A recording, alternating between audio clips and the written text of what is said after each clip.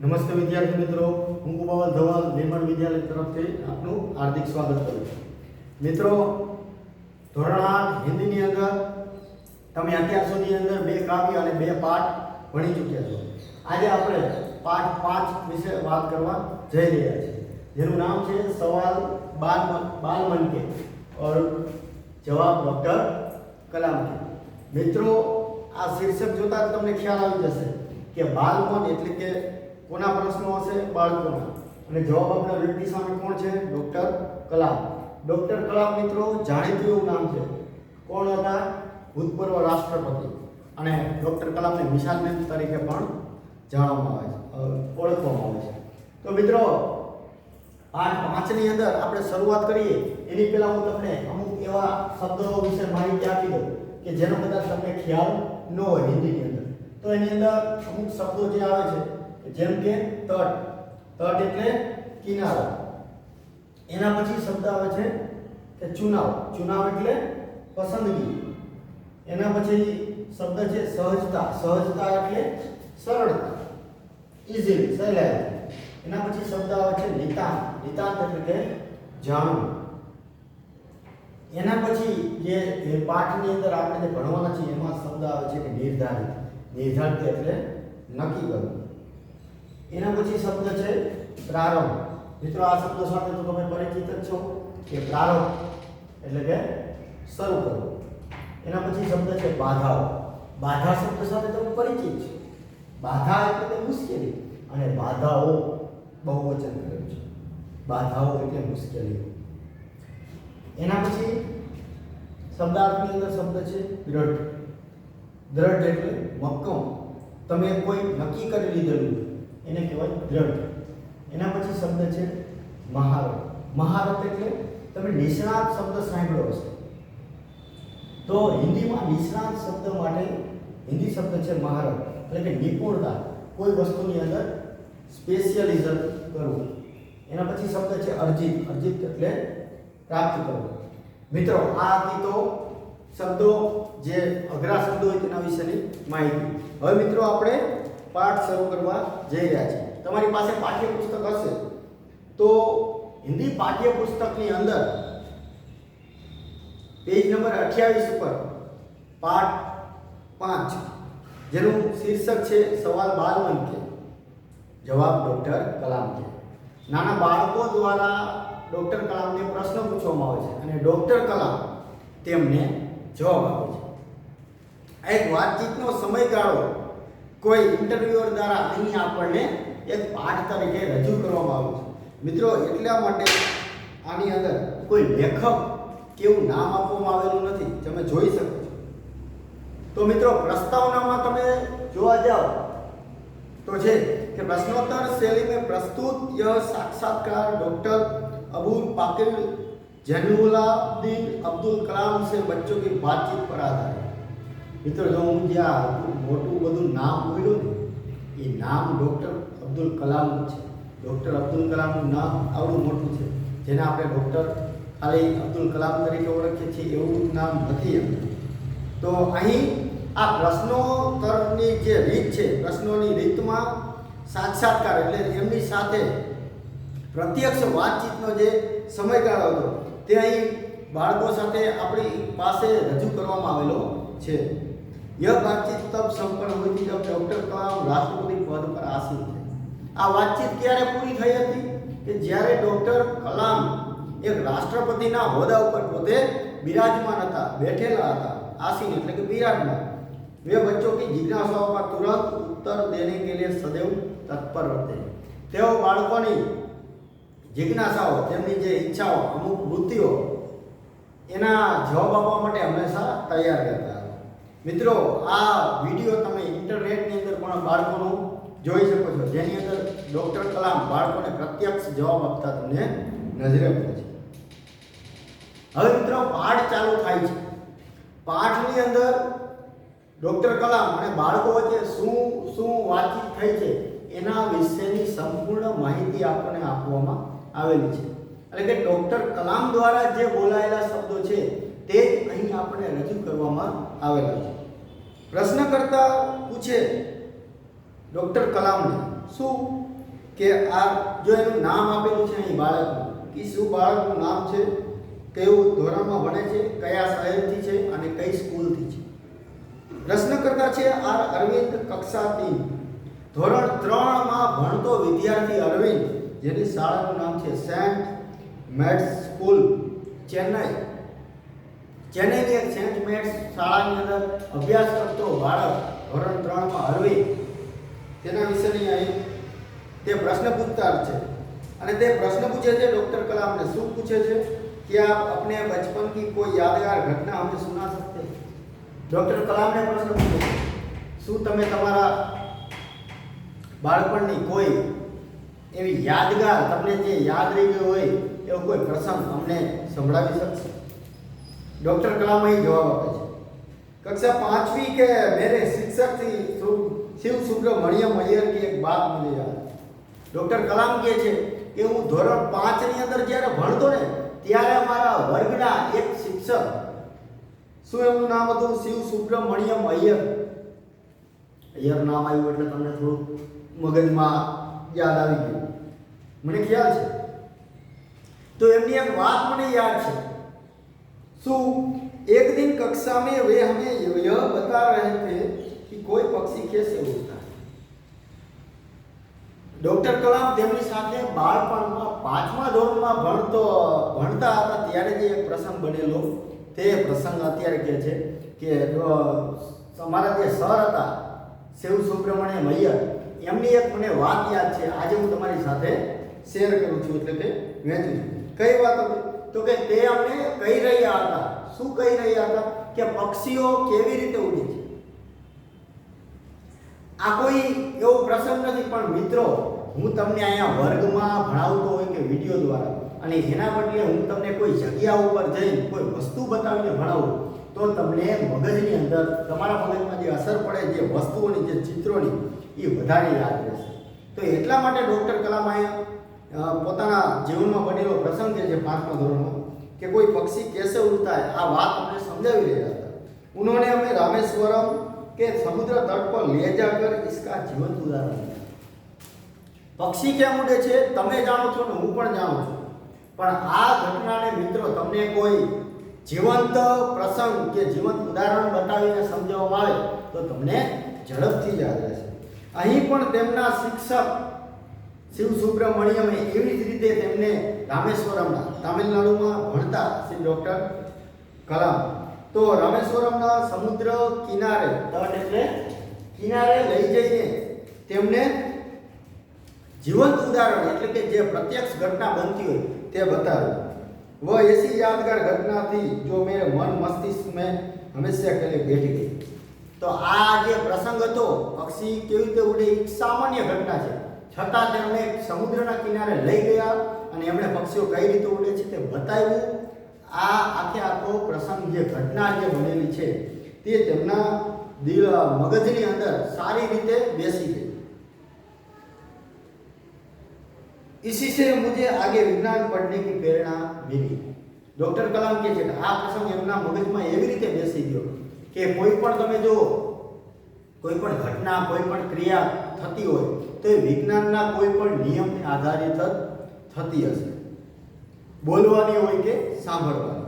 તો આ જે પ્રસંગ હતો એના ઉપરથી તેમને વિજ્ઞાન ભણવા માટેની વધારે તેમને પ્રેરણા મળી.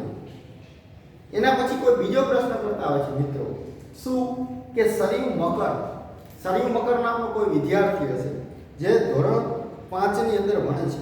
એની શાળાનું નામ છે વાલ્મીકી નગર હિન્દી માધ્યમિક શાળા, નાગપુર એટલે કે મહારાષ્ટ્ર. મહારાષ્ટ્રની કોઈ વાલ્મીકી નગર શાળાની અંદર ભણતો 5મા ધોરણનો વિદ્યાર્થી તે ડૉક્ટર કલામને પ્રશ્ન પૂછે છે બીજો. શું પૂછે છે? बचपन में हमें किस भाषा को प्रमुखता देनी चाहिए. प्रमुखता એટલે કે મહત્વ, પ્રાધાન્ય. નાનપણમાં આપણે કઈ ભાષાને વધારે મહત્વ આપવું જોઈએ?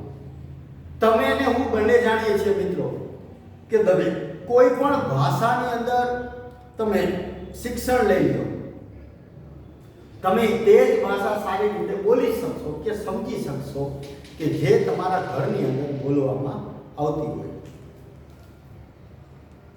तो डॉक्टर कलाम એને જવાબ આપે છે, मैंने स्वयं माध्यमिक शिक्षा तक की पढ़ाई अपनी मातृभाषा के माध्यम से पूरी की।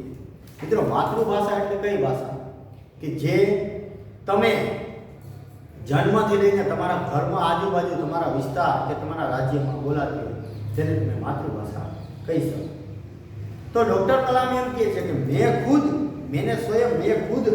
માધ્યમિક શિક્ષા એટલે કે 8 થી 10 સુધીનું શિક્ષણ જે છે તેનું ક્યાં લીધું છે તો કે જે ભણતર જે શિક્ષણ જે છે તે મેં મારી માતૃભાષામાં જ પૂરું કરેલું છે। અને મિત્રો એક વસ્તુ સત્ય છે કે તમારી માતૃભાષા સિવાય તમે કોઈ પણ ભાષા સારી રીતે સમજી નહીં શકો કે સારી રીતે વિચારી પણ શકશો નહીં। कॉलेज और उससे आगे की शिक्षा अंग्रेजी माध्यम की संस्थाओं में हुई।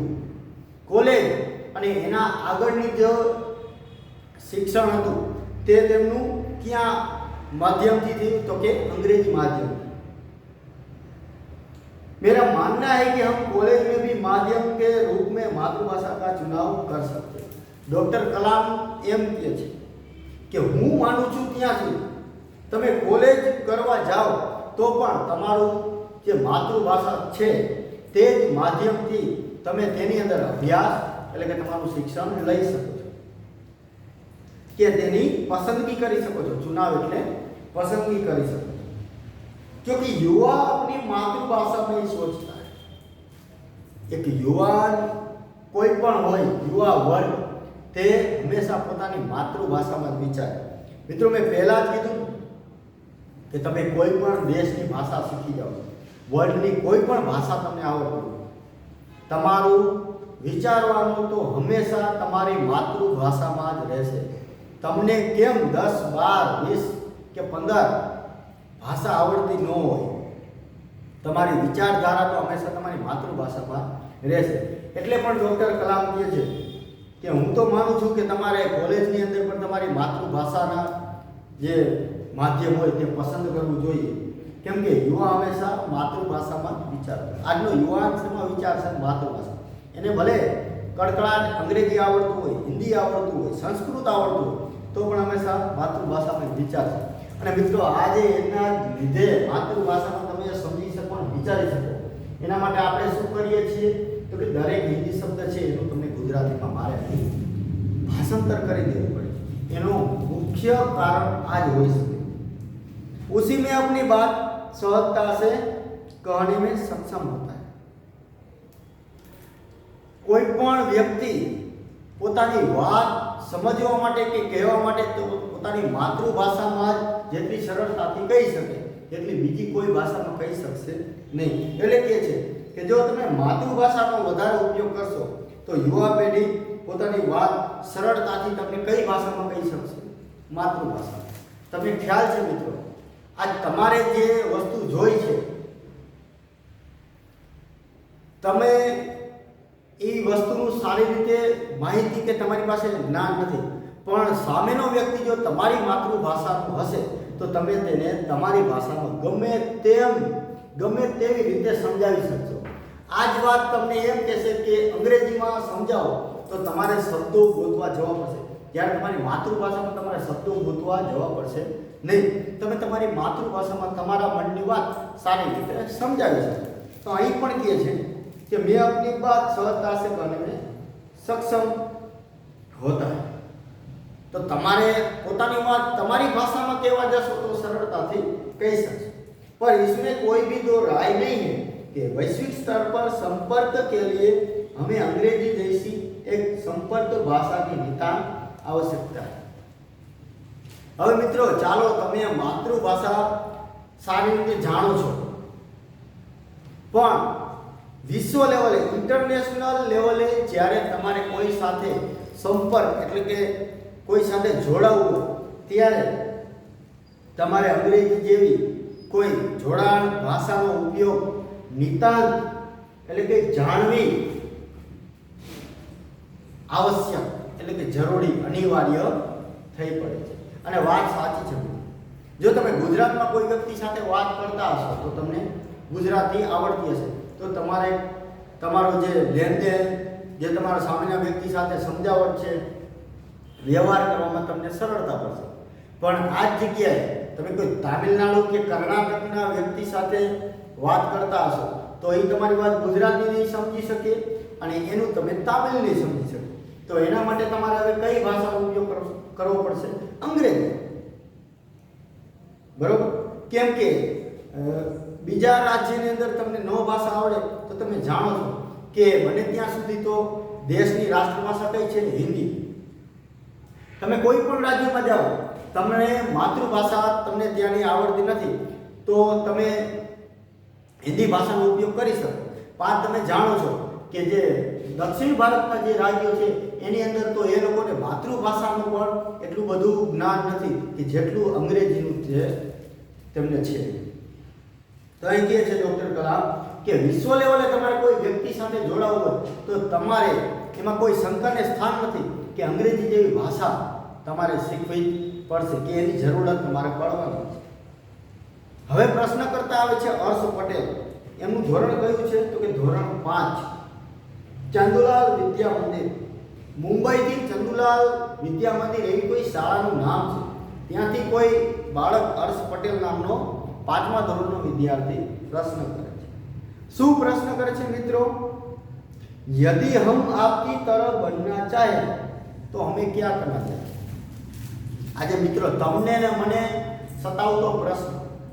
તમે જોતા હશો કે તમારી સામે કોઈ સફળ વ્યક્તિ આવી જાય ને, કોઈ વ્યક્તિ ધંધામાં કે નોકરીમાં સફળ થયેલો હોય, એની નામના હોય, એટલે તમે જાણવા માટે આજે ઉત્સુક બનશો કે હું શું કરી અમે તો અમે તમારા જેવા બની શકીએ. આજે મિત્રો તમને ખ્યાલ છે કે મુકેશ અંબાણી કે રતન ટાટા આના વિશે બધાએ વધારે માહિતી રાખતા હશે. તમે જોતા હશો. તમારા ઘરના સભ્યો વિશે જેટલી તમને માહિતી નથી ને એટલી તો તમને આ વિદેશી કંપની કે તમારો ગમતો કોઈ કલાકાર અભિનેતા એના વિશે હશે. આનું મુખ્ય કારણ એ છે કે તમે તેના જેવા બનવા માંગો છો. કેવી રીતે બનવું એના માટે તમે એના વિશે સતત માહિતી મેળવતા રહેશો. તો આજે હર્ષ પટેલ નામનો બાળક પણ ડૉક્ટર કલામને આ જ પ્રશ્ન કરે છે કે જો અમારે તમારા જેવું બનવું હોય તો અમારે શું કરવું જોઈએ? એવું શું કામ કરી તો અમે તમારા જેવા બની શકીએ? डॉक्टर कलाम जवाब आपे, जब आप युवा अवस्था में कदम रखे तभी आपको जीवन में लक्ष्य निर्धारित कर लेना होगा. डॉक्टर कलाम बहुत सरस जवाब आपे છે કે જ્યારે તમે યુવા અવસ્થા એટલે કે તમારા 18 વર્ષ પૂરા થાય ત્યારે તમારે નિર્ધારિત એટલે કે નક્કી કરી લેવું જોઈએ કે તમે જીવનમાં શું બનવા માંગો છો. મિત્રો ભારત દેશની તમે આ કયો તો એક બહુ નબળી માનસિકતા કહેવાય કે ભારત દેશની અંદર બાળકની યુવાનની સાવ મોટું થઈ જાય 25-30 વર્ષનું ત્યાં સુધી તેને જ ખબર નથી હોતી કે મારે જીવનમાં શું કરવું છે. અને આના લીધે જ મિત્રો આપણા દેશની અંદર બેરોજગારીનું પ્રમાણ વધારે છે. ભણેલા છે બધા પણ એમની પાસે કોઈ રોજગારી નથી. એનું કારણ શું છે? કેમ કે નાનપણથી આપણે ત્યાં એવું કોઈ નક્કી જ નથી કરતું કે મારે શું બનવું છે. બધા કરે તેમ કહી દે અને પછી અંતના છેલ્લે શું થાય તો કે બેકાર રખડવાનો વારો. તો ડૉક્ટર કલામે એક બહુ સારી બાબત શીખવાડી રહ્યા છે કે યુવા અવસ્થામાં તમે જ્યારે 18 વર્ષથી ઉપર કે 17મું વર્ષ તમારું ચાલુ થાય ત્યારે જ તમારે નક્કી કરી લેવું જોઈએ કે તમે જીવનની અંદર તમે શું બનવા માંગો છો, તમારો ધ્યેય શું છે તે તમારે નક્કી કરી લેવું. હંમેશા કુછ બડા સોચો. ડૉક્ટર કલામ શું કહે છે? તમે હંમેશા કંઈક મોટું વિચારો. મારે કોઈ મજૂર નથી બનવું, કોઈ નાનકડી દુકાનનો માલિક બનવું નથી. મારે કંઈક એવું મોટું કરવું છે કે મારા લીધે બીજા લોકો પણ તેની સાથે જોડાય. जैसे यह अनुभूति हो कि आप आखिर बनना क्या चाहते तभी से उस दिशा में प्रयास और श्रम प्रारंभ करो. દરેક વ્યક્તિને મિત્રો જીવનમાં આજે મોટું બનવું છે. મારે પણ મુકેશ અંબાણી જેવું બનવું છે, મારે પણ રતન ટાટા જેવું બનવું છે, મારે પણ અમિતાભ બચ્ચન જેવું બનવું છે. આ બનવા માટે જે મહેનત લાગે આ મહેનત શું હોઈ શકે આજે કોઈને ખ્યાલ નથી.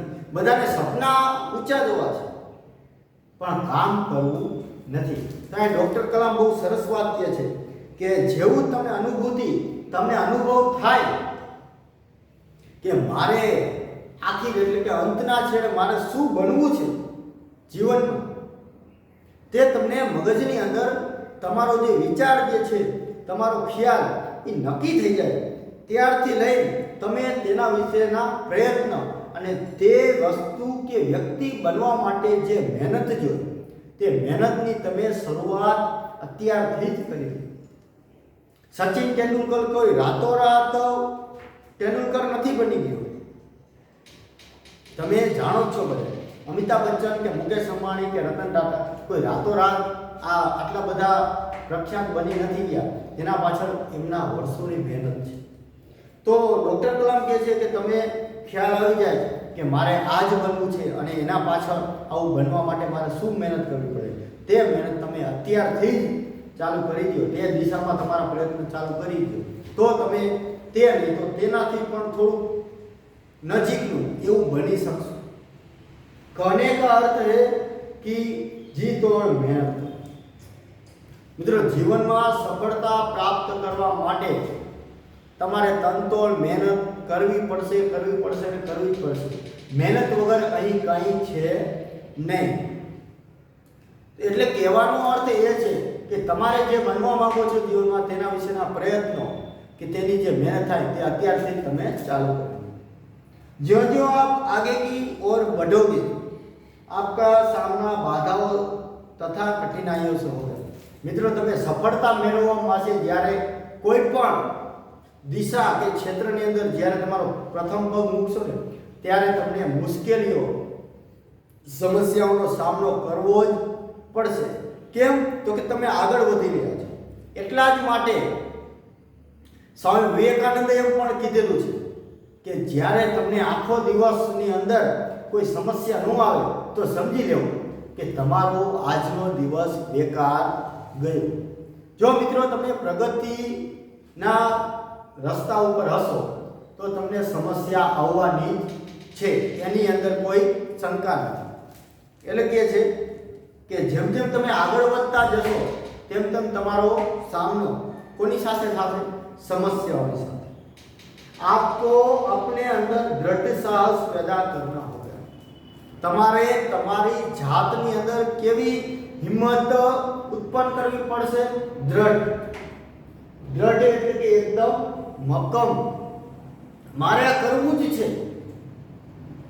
કોઈ મને કહે કે આ તું ન કરી શકે તો પણ મારે આ કરવું જ છે. આવા મક્કમ ઈરાદા સાથે તમે તમારું જો કામની શરૂઆત કરશો તો તમને તે વસ્તુ કે વ્યક્તિ બનવાથી કોઈ રોકી શકશે નહીં. તો આના માટે તમારી અંદર પહેલાં તો એવી હિંમત હોય. તમે જો દુનિયાની અંદર પ્રગતિ કરતા હશો ત્યારે તમને હજારો લોકો એવા મળશે કે તારાથી આ નહીં થાય, તું રહેવા દે, તું આમ નહીં કરી શકે. આ વ્યક્તિ એટલે બોલતો હશે કે તું આમ નહીં કરી શકે કેમ કે તેણે પ્રયત્ન કરેલા હશે અને તે પોતે નિષ્ફળ ગયો છે. પણ મિત્રો, તમારી મહેનત એને ખબર નથી કે તમે કેટલા હદ સુધીની મહેનત કરી શકો છો. એ માત્ર કોઈ જાણતું હોય તો એ તમે જ. તમારા સિવાય કોઈને ખ્યાલ નથી કે તમે કેટલી હદ સુધીની મહેનત કરી શકો. समस्याओं को पराजित करने में महारत हासिल करनी. मुश्किलों तो जीवन में आवशे. सफलता मेळववा जेम जेम तमारा कदम આગળ વધતા જશે તેમ તેમ સમસ્યાઓ આવશે. તો સમસ્યાઓને પરાજિત કરને એટલે કે હરાવવા માટે તમારે શું કરવું પડશે? મહારત એટલે તમારે કેવું બનવું પડશે? એની અંદર તમારે નિષ્ણાત બનવું પડશે. કેવું બનવું પડશે? નિષ્ણાત. એક જાતની નિપુણતા હાસિલ કરવી પડશે. સમસ્યાઓ રોજ સવાર થાય અને સાંજ પડે એટલે સમસ્યાઓ આવવાની. તમારે એની અંદર મહારત, તમારી જાતને સક્ષમ કરવી પડશે. સમસ્યાઓ તો આવશે, હું મારા જે ધ્યેય જે છે દ્રઢ નિર્ણય એનાથી પાછો હટીશ નહીં. એનું જ આજે એક જો ઉદાહરણ તમે જોઈ લો તો ધોની તમારી સામે છે, જે હમણાં રિટાયરમેન્ટ લીધી. અને મિત્રો, તમને એવું હોય કે મારા ઉપર પણ કોઈ વાર્તા લખે, મારા ઉપર કોઈ ફિલ્મ બને, તો એટલા માટે જ બને કે તમે એવું જીવનમાં કંઈક કરેલું. એટલે કહેવાય છે કે પ્રારબ્ધ વગર પ્રાપ્તિ, પુરુષાર્થ વગર પ્રાપ્તિ નથી। તभी जीवन में सफल हो पाओगे। તમે જો મહેનત કરશો, તમારા ઈરાદા ઉપર તમે મક્કમ રહેશો તો જ તમે જીવનની અંદર સફળ થઈ શકશો। ભલે यह जरूरी है कि आप निरंतर ज्ञान अर्जित। મિત્રો કોઈ પણ ક્ષેત્રની અંદર તમે મહેનત કરતા હોય પણ તે ક્ષેત્ર વિશેનું તમારી પાસે માહિતી કે જ્ઞાન નહીં હોય તો તમે એની અંદર આગળ વધી શકશો નહીં। જેમ કે તમારે કોઈ બિઝનેસમેન બનવું છે તો બિઝનેસમેન બનવા માટે પહેલા તો જે આ બિઝનેસમેનો હોય છે, વ્યવસાયકારો, તે લોકોની વાતચીત કરવાની રીત, તે લોકોના કપડાની રીત, તે લોકો કેવી રીતે બોલે છે, આ બધી રીત આ તમને ખ્યાલ હોવો જોઈએ। બીજું નંબર, હવે ચાલો આ વસ્તુ તો તમે મેળવી લીધી, ધંધાનું જ્ઞાન હોવું જોઈએ। તમે કોઈ પણ આ નવો ધંધો શરૂ કરવા જાઓ છો તે ધંધાના નાનામાં નાના એકમથી લઈને મોટામાં મોટી તેની અસર કઈ થઈ શકે ભવિષ્યમાં એની તમને સંપૂર્ણ માહિતી હોવી જોઈએ। તમને ખ્યાલ છે મિત્રો કે આ એક નાનકડી દુકાન પણ તમે ચલાવતા હશો, એક નાનકડી દુકાન, તો એ દુકાનની અંદર કેટલી વસ્તુઓ છે અને એ વસ્તુઓના ભાવ કેટલા છે, આ માહિતી તમારી પાસે નહીં હોય ને તો આ દુકાને પણ તમે બેસી શકશો નહીં। જો નાનકડી દુકાનની અંદર પણ બેસવા માટે દરેક વસ્તુના ભાવની માહિતી, ગણિતનું જ્ઞાન, ગ્રાહક સાથે વાત કરવાની રીત, આ બધું હોવું જરૂરી છે। તો તમારે કોઈ મોટા વ્યવસાયિક કે ધંધાદારી બનવું છે તો વિચાર કરો તમારી પાસે કેટલું જ્ઞાન હોવું જોઈએ। એટલે કે ડૉક્ટર કલામ એમ કહે છે કે ભલે यह जरूरी है कि आप निरंतर ज्ञान अर्जित करो। તમારી પાસે માહિતી હશે, દરેક પ્રશ્નોના જવાબ હશે તો તમે કોઈ પણ વ્યક્તિને જવાબ આપી શકો। મિત્રો તમે જોવો છો કે સેલ્સમેન તમારા ઘરે આવતા હશે, અગર તો તમે દુકાનમાં વસ્તુ લેવા જતા હશો, તમે વસ્તુ લ્યો કે ન લ્યો તેની સાથે તેને કોઈ લેવા દેવા નથી, પણ એક વસ્તુ ચોક્કસ કહી છે કે તમે જ્યારે દુકાનમાં વસ્તુ લેવા જાઓ કે તમારા ઘરે કોઈ વ્યક્તિ વસ્તુ વેચવા આવતી હોય ત્યારે એ વ્યક્તિની વાત કરવાની જે રીત છે ને, તમે 1 મિનિટ માટે તો એમ થઈ જાય કે ના આ વ્યક્તિ બોલ્યા કરે અને આપણે સાંભળ્યા છે। આ વખતે તમને નો ખ્યાલ હોય તો હવે કોઈ દુકાને તમે જાઓ, કાપડની દુકાને, સેલ્સમેનશીપનું અહીંયા ઉદાહરણ બેસ્ટ મળશે। કાપડની દુકાને તમે જાઓ ને તો એ વેપારીની જે વાત કરવાની ખાલી રીત તમે એના સામે જોયા કરો, એ કાપડના વેપારી પાસે કાપડનું એટલું બધું જ્ઞાન હશે કે તમને એમ થશે કે મારે એક જોડી તમે લેવા ગયા હોય તો તમે 3 જોડી લઈને આવો છો। એ શેના લીધે? એની વાત કરવાની રીત આકર્ષક, પ્લસમાં એને કાપડ વિશેનું જ્ઞાન અને લોકોની પસંદગીનું જ્ઞાન। આ વસ્તુ જો તમારી પાસે મિત્રો હશે ને, કોઈ પણ વસ્તુ વિશેની માહિતી, તો તમે દુનિયાની કોઈ પણ વ્યક્તિને વસ્તુ વેચી શકો। એટલે કહે છે કે શરૂઆતમાં તમે સંપૂર્ણ સતત તમારે જ્ઞાન પ્રાપ્ત કરવાની જરૂર છે। એના પછી આવે છે પ્રશ્નકર્તા ચિરાગ જૈન, જે ધોરણ 7માં ભણે છે અને એની સ્કૂલનું નામ છે બોમ્બે કેમ્બ્રિજ। આ ક્યાં આવેલી છે? અંધેરી પશ્ચિમ, મુંબઈ।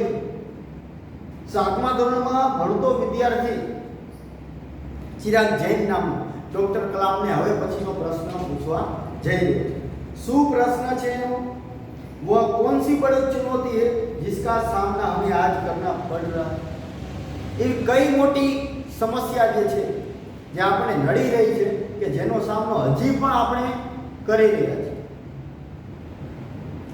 तो અહીં ડૉક્ટર કલામ એને જવાબ આપે છે कि भारत को सन 2020 तक एक विकसित राष्ट्र के रूप में परिवर्तित करना और देश के 1 अरब से अधिक नागरिकों के चेहरे पर मुस्कान देखना। ભારતને 2020 સુધીની અંદર કેવી કરવાની વાત છે? વિકસિત રાષ્ટ્ર। આ એક આપણા માટે ચુનૌતી છે। એમ શું છે? તો કે દ્રઢ એવો નિર્ણય કે જેને આપણે સાબિત નથી કરી શકતા, હાસિલ નથી કરી શકતા। તો કહે છે કે ભારતને સાલ 2020 સુધીની અંદર ભારતને અત્યારે તમને ખ્યાલ છે ભારત કેવું રાષ્ટ્ર છે? વિકાસશીલ. વિકાસશીલ રાષ્ટ્ર એટલે કેવું કે જે દેશની અંદર હજી સ્થિરતા નથી, સંપૂર્ણ દેશના લોકોમાંથી ગરીબી ગઈ નથી, દરેક દેશના નાગરિકને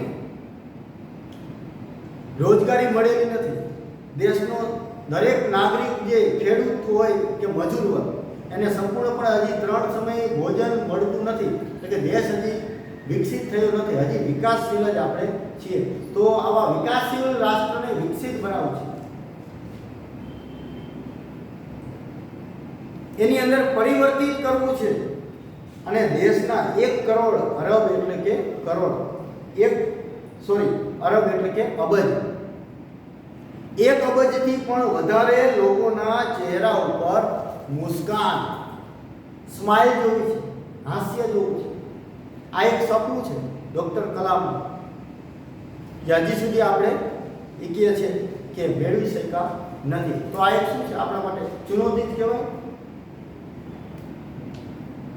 यही राष्ट्र के समक्ष सबसे बड़ी चुनौती देश માટે તમે કહી શકો કે શું છે? તો કે હજી એક ચેલેન્જ, એક પડકાર છે કે ભારત દેશને આટલા 74 વર્ષ થયા હોવા છતાંય ભારત દેશ પોતાની જાતે સક્ષમ થઈ શક્યો નથી. પડકાર જ કહેવાય, એક ચેલેન્જ. એટલે તો તમને ખ્યાલ છે મિત્રો કે વિશ્વ મહાસત્તા ઉપર કયો દેશ છે? તમે બધા જાણો છો, અમેરિકા. કેમ? અમેરિકાની અંદર દરેક વ્યક્તિ પાસે પોતાનો રોજગાર છે. આજે અમેરિકાનો નાનામાં નાનો વ્યક્તિ પણ આપણે જે મિડલ ક્લાસ કે સામાન્ય પૈસાદાર વ્યક્તિ જીવન જીવે એવું તો ત્યાંનો નાનામાં નાનો વ્યક્તિ જીવન જીવે. આનું કારણ એ છે તેમની વ્યવસ્થા, સિસ્ટમ. ભારતની સિસ્ટમમાં મિત્રો કાંઈક તો એવી ખામી છે જે ભારત દેશને પ્રગતિ કરતા રોકે છે, અને જેને તમે ને હું કરપ્શન તરીકે જાણીએ. નાનામાં નાનું કામથી લઈને મોટું કામ પૈસા દીધા વગર થતું નથી. એ થતું નથી કે થશે નહીં ત્યાં સુધી ભારત દેશ વિકાસશીલ રાષ્ટ્રમાંથી વિકસિત રાષ્ટ્રની હારમાળામાં આવશે નહીં. જ્યારે આ વસ્તુ સમગ્રપણે પૂરી થઈ જશે, ખત્મ થઈ જશે, ત્યારે ભારત દેશ પણ વિકસિત રાષ્ટ્રની હારમાળામાં આવશે.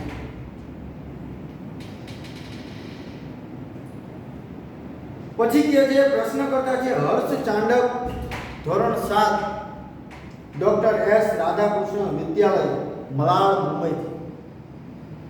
હર્ષ ચાંડક નામનો એક વિદ્યાર્થી ડોક્ટર કલામને પ્રશ્ન પૂછ્યો, શું आपकी दृष्टि में साहस की परिभाषा क्या है? તમારી રીતે વિચારવા જાય ડોક્ટર કલામને કહે તો હિંમત, સાહસ તમારે વ્યાખ્યા આપવાની થાય તો તમે શું વ્યાખ્યા આપો? હિંમત કોને કહેવાય? 5 માણસોને પાડી દેવા હિંમતનું કામ છે, કે 50 માણસોની વચ્ચે બોલવું તે હિંમત છે, કે 1 કરોડનો વ્યવસાય કરી લો કે 1 કરોડ કમાઈ લેવા તે હિંમત છે? જોવી ડોક્ટર કલામનો જવાબ. ડોક્ટર કલામ हिम्मतनी व्याख्या આપે છે. डॉक्टर कलाम ना मत अनुसार अपनी जान की परवाह किए बिना दूसरों को संकट या आपदा से बचाना ही साहस. डॉक्टर कलाम શું જવાબ આપે છે? પોતાના જાનની પરવા કર્યા વગર કે વિચાર્યા વગર પોતાના વિશે બીજા લોકોને શું કરવા, તો કે મુસીબત કે તકલીફોમાંથી બહાર કાઢવા, તેમને બચાવવા. આ જ સાચી હિંમત છે. મિત્રો, કોઈ પણ વ્યક્તિ પોતાના માટે કામ કરતો હશે. તમે બીજાની સમસ્યાઓને જ્યારે તમારી સમસ્યા માનતા થઈ જશો, સમજી લો કે ત્યારથી તમારી પ્રગતિ ચાલુ. આજે જે વૈજ્ઞાનિકો જે છે શું કરે છે? નવી નવી શોધખોળ કરે છે. આ શોધ કેમ થાય છે?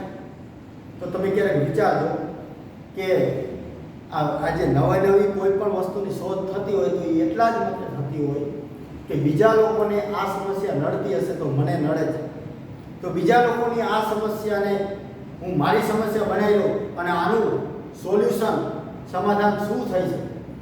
આવું જ્યારે કોઈ પણ વ્યક્તિ મગજમાં થામી લે છે ત્યારે સમજી લેવો કે કોઈ પણ વસ્તુની શોધ થાય છે. ઉદાહરણ તમારી સામે છે કે ટ્યુબલાઇટ, પંખા, એસી આ બધા શેના ઉદાહરણ છે. કોઈ પણ વ્યક્તિને ક્યારેક તો સમસ્યા આવી હશે અને આ સમસ્યાનું સમાધાન મેળવવા માટે તેણે જે પ્રયત્ન કરેલા અને શોધ થઈ ગઈ એ તમારી સામે પ્રયત્ન સ્વરૂપે છે. મિત્રો આજે પાઠ 5 ની અંદર આપણે અહીં વિરામ રાખીએ. એના પછી બીજા વિડીયોની અંદર આપણે આગળ જોશું. ત્યાં સુધી તમે આ પાઠ વાંચો અને આ પાઠ વિશેની કોઈ પણ માહિતી તમને વધારે જાણવા મળે તો પણ મને આનંદ થશે.